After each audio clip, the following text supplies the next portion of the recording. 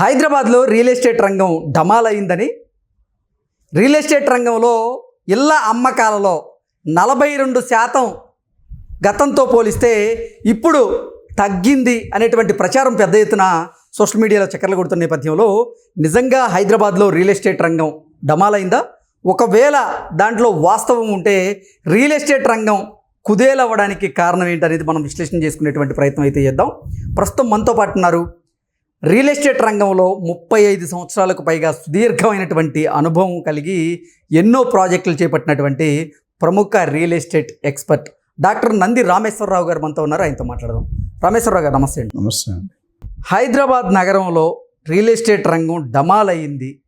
ఇప్పుడు గతంతో పోలిస్తే 42% ఇళ్ల అమ్మకాలు పడిపోయాయి అనేటువంటి ప్రచారం అయితే సోషల్ మీడియా మాధ్యమాల్లో ఊపందుకుంది. అసలు ఏంటి సార్, నిజంగా ప్రస్తుతం హైదరాబాద్లో రియల్ ఎస్టేట్ రంగం డమాలైందా? ఒకవేళ డమాల్ అయితే దానికి కారణం ఏంటి అంటే ఏం చెప్తారు? ఇప్పుడు మీడియాలో ఏంటంటే ఇదిగో తోక అంటే అదిగో పులి అంటారు. డెమోక్రటిక్ కంట్రీలు ఏ మీడియా వాడు ఏం మాట్లాడుతాడో మనకి బాగా ఇష్టం. మన నాలుగు దుమ్ము ఉండదు, అటు తిరుగుతుంది ఇటు తిరుగుతుంది, అందితే జుత్తు లేకపోతే కాళ్ళు. మన క్రెడై మీటింగ్లో మ్యాట్రిక్స్ అనే కంపెనీ డిక్లేర్ చేసినట్టు ఎవ్రీ ఇయర్ 25% to 30% గ్రోత్ ఉంది. ఎస్పెషల్లీ లగ్జరీ కమ్యూనిటీలు అంటే లగ్జరీ సెగ్మెంట్లో ఎక్కువ ఉంది. జనాలు డబ్బుల కోసం ఆలోచించట్లేదు, సర్వీసెస్ అంటే ఫెసిలిటీస్ కోసం ఆలోచిస్తున్నారు. అయితే ఈ గత 7, 8, 9 నెలల్లో కొద్దిగా మందగించింది అనేది వాస్తవం. ఎందుకు కారణం ఏంటి? కారణం అంటే అనేకమైన కారణాలు అండి. మనకి ఎలక్షన్ వచ్చిన వల్ల ఇది కొత్త టైం కాదు. ప్రతి ఎలక్షన్ కూడా ఎలక్షన్ 3 నెలల ముందు 3 నెలల తర్వాత ఈ మన ఇది క్యాష్ లిక్విడిటీ మూవ్మెంట్ ఉండదు. ఇప్పుడు రియల్ ఎస్టేట్ అంటే 80% కనిపించదు బయటికి, 20% to 10%. ఇప్పుడు ఒక అగ్రికల్చర్ ల్యాండ్ ఉంది, 1 crore పెట్టుకుంటున్నాం ఎక్కడో బాలానగర్లోనో జడ్చర్లో. 1 crore ఎంత రిజిస్ట్రేషన్ చేసి 10 లక్షలు చూపిస్తారు వాల్యూ. ఈ 90 lakhs ఎక్కడుంది? లేదు కదా. సో అప్పుడు ఏమవుతుందంటే మూవ్మెంట్ కావాలంటే ఎలక్షన్ టైంలో ఎలక్షన్ కోడ్ ఉంటే నువ్వు డబ్బులు నీ దగ్గర 50,000 కంటే ఎక్కువ ఉంటే పట్టుకుంటాను నేను. 50 లక్షలు తరలించాలి, ఎట్లా తరలిస్తాం? అందుకని మన రేవంత్ రెడ్డి గారు సీఎం అయిన తర్వాత ఈ భూమి రేట్లు పెంచుతాం, రిజిస్ట్రేషన్ రేట్ పెంచుతాం అన్నారు. అంటే ఇక్కడ ఏమైందంటే ఇప్పుడు మీరు ఒక ప్రాపర్టీ కొనుక్కుంటే మీరు కొనుక్కున్న కొనేవాడికి అమ్మేవాడికి తప్ప మూడో వ్యక్తికి తెలియదు ఎంత రేటు కొను. రిజిస్ట్రార్ కూడా తెలియదు. ఏమైనా మా ప్రొఫెషనల్ ఏజెంట్ ఉంటే వాడికి తెలిసిన వాడు నెగోషియేట్ చేశాడు. ఈ ముగ్గురు తప్ప 4వ గంటకి లైఫ్ లాంగ్ తెలియదు. అయితే దాన్ని మార్చాలి. ఇప్పుడు ఏంటి ఇండియాలో ఏమవుతుందంటే కొన్ని కార్పొరేట్ కంపెనీస్ అయితే 100% వైటే తీసుకుంటారు. సో ఆ సిస్టమ్ని మార్చడానికి ట్రై చేస్తున్నారు. అంటే ఇప్పుడు బ్లాక్ వాల్యూ 90% నుండి 10% వైట్ వాల్యూ ఉంటే మన స్టాంప్ డ్యూటీ కట్టేది 10% మీదే కడుతున్నాం. పబ్లిక్లో ఒపీనియన్ ఏంటంటే రిజిస్ట్రేషన్ స్టాంప్ డ్యూటీ తగ్గించి బేస్ రేట్ పెంచమన్నారు. అంటే ఈ 10 లక్షలు కాస్త 30-40 లక్షలు చేశారనుకోండి, 7.6 అంటే 3 లక్షలు వస్తుంది. 76,000 10 లక్షలకి ఎంత వస్తుంది? 76,000 వస్తుంది, 7.6%. అదే 40 lakhs చేసామనుకోండి 3 లక్షల పైన వస్తుంది. సో గవర్నమెంట్ ఇన్కమ్ వస్తుంది కదా. ఒక ప్రాపర్టీలోనే 3-4 లక్షలు తేడా ఉంది.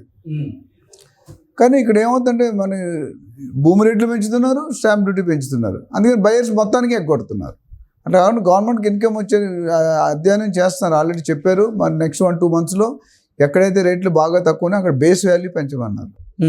సో అది జరుగుతుంది, ఫ్యూచర్లో వస్తుంది. ఇప్పటికే చాలా వరకు 20-30% వరకు కంపెనీలు టోటల్ బ్లాక్ ఆపేశారు, వైటే తీసుకుంటారు. ఇంకా చిన్న కంపెనీలు చిన్న చిట్టుగా అప్కమింగ్ కంపెనీస్ కొద్దిగా నడుస్తున్నాయి. అవి కూడా స్లోగా అన్ఆర్గనైజ్డ్ అంటే ఆర్గనైజ్కి వచ్చేస్తాయి. సో పడిపోయింది అనే దానికి ఎలక్షన్ ఒక రీజన్. ఎలక్షన్లో ఏంటంటే గవర్నమెంట్ మారినప్పుడు ఈచ్ గవర్నమెంట్ పాలసీ వేరే ఉంటుంది, ఈచ్ గవర్నమెంట్ స్టైల్ వేరే ఉంటుంది. ఇప్పుడు అయితే ఓవరాల్గా మన నందమూరి తారక రామారావు గారి దగ్గర నుండి చంద్రబాబు నాయుడు గారు, లేకపోతే ఇంకా కిరణ్ కుమార్ గారు, వైఎస్ రాజశేఖర రెడ్డి గారు అందరూ హయాంలో కూడా రియల్ ఎస్టేట్ బాగా సపోర్ట్ చేశారు. అండ్ రీసెంట్గా లాస్ట్ 10 years అయితే గ్రోత్ విపరీతంగా ఉంది. 100 రూపాయలు 1000 రూపాయలు అయింది. అంటే గతంతో పోలిస్తే ఇప్పుడు హైదరాబాద్ చుట్టుపక్కల ఉన్నటువంటి నిర్మాణ రంగంలో కానీ రియల్ ఎస్టేట్ రంగంలో గతంలో ఇళ్ళ కొనుగోళ్ళు అమ్మకాలు పోలిస్తే ఇప్పుడు 42% పడిపోయింది అనేటువంటి వార్తలు చక్కర్లు కొడుతూ ఉన్నాయి. ఏంటి 42% పడిపోవడానికి కారణం ఏంటి అసలు? అదే నేను చెప్తాను కదా. ఇప్పుడు కేసీఆర్ గారు ఫస్ట్ టైంలో ఉన్నప్పుడు అంత స్పీడ్ లేదు, సెకండ్ టైం వచ్చాక రియల్ ఎస్టేట్ బాగా పుంజుకుంది. మీరు చూస్తే ఓఆర్ఆర్ కానీ మిగతా బెంగళూరు హైవే కానీ ముంబై. ఎందుకంటే సేమ్ గవర్నమెంట్ పాలసీలు తెలుసు, ముందే తెలుసు మనకి సీఎం తాలూకా నిర్ణయాలు. కొత్త గవర్నమెంట్ వచ్చి ఈ నిర్ణయాలు వేరే ఉంటాయి. ఇప్పుడు ఆయన ఎస్ అనేది ఈయన నో అంటున్నాడు, ఈయన కొత్తగా ఎస్ అని పెడుతున్నాడు. సో జనాలు ఇప్పుడు సీఎం ఎప్పుడైనా కొత్తగా ఒక 1 year ప్రభుత్వ మార్పిడి జరగడం వల్లే ఇప్పుడు తెలంగాణలో అలాగే హైదరాబాద్ చుట్టుపక్కల రియల్ ఎస్టేట్ రంగం కుదేలవడానికి కారణం అంటే ఒక కారణం అది ఉన్నది. ఎందుకంటే ఎలక్షన్ ముందు ఎలక్షన్ తర్వాత మనకి బ్యాడ్ లక్ ఏంటంటే ఆంధ్రాకి 2 ఒకేసారి వస్తాయి, MLA MP elections, Lok Sabha assembly. ఇక్కడ మనకి 2 సార్లు వస్తాయి. సో 2 సార్లు 3 నెలలు 4 నెలలు పోయింది, అదే అయిపోయింది కదా. సీఎం ఇప్పుడు 8-9 months అయింది. అయిన తర్వాత ఇంకా క్లారిటీ ఇంకా రాలేదు. ఏ బిల్డర్ మన 7 నెలల వరకు సంక్షోభంలో ఉన్నారు. లాస్ట్ మంతే మీటింగ్ అయింది. ఆ 7 నెలలు వాళ్ళు నిద్ర స్లీప్లెస్ నైట్స్ పాస్ అయ్యాయి. ఎందుకంటే సీఎం ఏ ఏరియా మీద ఫోకస్ చేస్తాడు. కేసీఆర్ గారు హైదరాబాద్ వెస్ట్లో ఫోకస్ చేస్తాడు, ఈయన ఏ ఏరియాలో చేస్తాడు, కొడంగల్లో చేస్తాడా లేకపోతే ఇంకెక్కడ చేస్తాడో తెలియదు కదా. సో దానికి వెయిట్ అండ్ వాచ్ ఉన్నారు జనాల దగ్గర. హైదరాబాద్ డబ్బులు ఒకటండి, హైదరాబాద్ ఇప్పుడు కూడా నేను చెప్పవలసిన అనుభవంతో రియల్ ఎస్టేట్ రేట్లు చీప్గా ఉన్నదంటే ఇండియాలో Hyderabad the best fastest growing city in the world. Fastest city, second fastest city in the country, 5th or 6th fastest city in the world.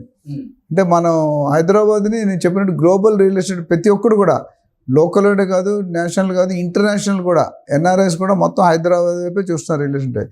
కానీ ఇప్పుడు అమరావతి కూడా ఏమి లేదు. మనం లాస్ట్ టైం మాట్లాడుకున్నాం, అమరావతి కూడా చంద్రబాబు 100 రోజులు అయిపోయింది, రియల్ ఎస్టేట్ ఏం పెరగలేదు, నో రిజిస్ట్రేషన్స్ ఆర్ హ్యాపెనింగ్. మీకు బిజినెస్ ఉందా లేదా అని తెలుసుకోవాలంటే గో అండ్ ఆస్క్ ఎస్ఆర్ఓ, 2 రోజులు నిల్చోండి, మీకు తెలిసిపోతే ఎన్ని రీచ్. ఒకప్పుడు ఇసుక ఇస్తే రాలేదు కాదు, ఇప్పుడు అక్కడ ఏగలు తగులుకుంటున్నారు. అంటే అయితే ఇక్కడ రిక్వైర్మెంట్ కొన్ని ట్రేడింగ్ చేసేవాళ్ళు ఆగిపోతారు.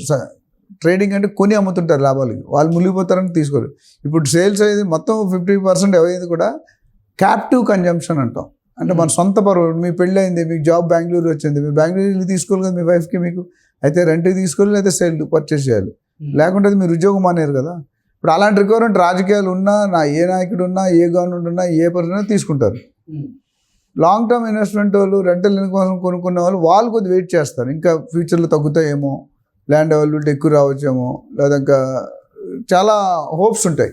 ఇప్పుడు ఈ గవర్నమెంట్ ఇప్పుడిప్పుడే క్లారిటీ, ఒక 1 year టైం ఇస్తారు గవర్నమెంట్. ఇప్పుడు 8-9 నెలలు ఇయర్ అండ్ డిసెంబర్ కల్లా ఒక క్లారిటీకి వస్తుంది, ఒక ప్లాన్ తయారవుతుంది. తెలంగాణ ఇప్పుడు హెచ్ఎండిఏ ప్లాన్ హైదరాబాద్ 2031 చేశారు. ఇప్పుడు తెలంగాణ ప్లాన్ 2050 చేస్తున్నారు. 2050 అంటే నెక్స్ట్ 25 years ఏమవుతుంది. మన బిల్డర్స్ మీటింగ్లో కూడా చెప్పారు, క్రెడాయ్ మీటింగ్లో సీఎం గారు ఒక మెసేజ్ పంపించారు, బ్రాండ్ హైదరాబాద్ అని. 450 సంవత్సరాల తర్వాత ముందు హైదరాబాద్ ఎలా ఉంది, ఇప్పుడు ఎలా ఉంది, ఇప్పుడు నెక్స్ట్ 10 సంవత్సరాలు హైదరాబాద్ ఎలా ఉండిపోతుంది. ఓకే. సో అప్పుడు ఏమైందంటే ఆ బ్రాండ్ బిల్డప్ చేయాలంటే కొన్ని కఠినమైన కండిషన్స్ తీసుకోవాలి.